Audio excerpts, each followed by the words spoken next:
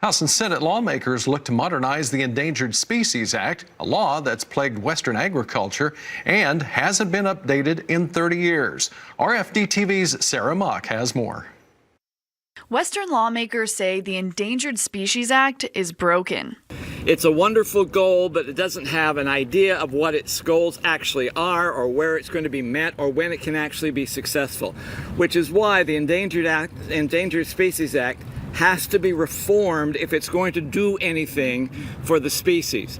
Critics say only 95 species have been rehabilitated since being protected under the Endangered Species Act, or less than 3% of all listed species.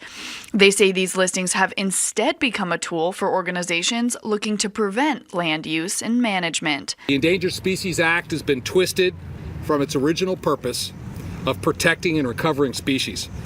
It's now become a bludgeoning tool for frivolous lawsuits from special interest groups. Several new bills in the House package focus on limiting litigation, utilizing sound science, and rewarding voluntary conservation initiatives.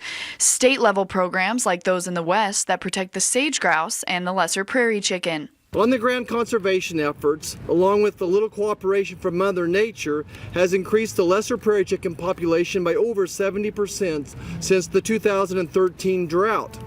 While there's still much more we can do and should do, a top-down endangered species approach only threatens conservation and is proven to be ineffective. Similar amendments to the act are being discussed in the Senate and look to return leadership on preservation activities to the states.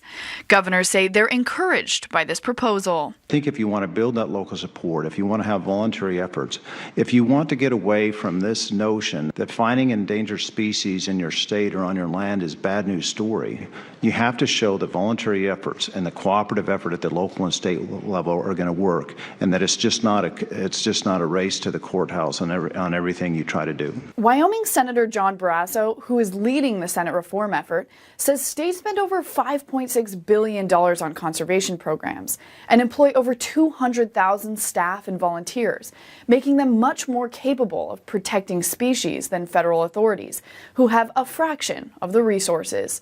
For RFD-TV, I'm Sarah Mock in Washington. Democrats in both the House and Senate voiced concerns about proposed changes to the Endangered Species Act. This includes measures that would change the way the Fish and Wildlife Services evaluates science and reduces the ability of the public to challenge delisting decisions.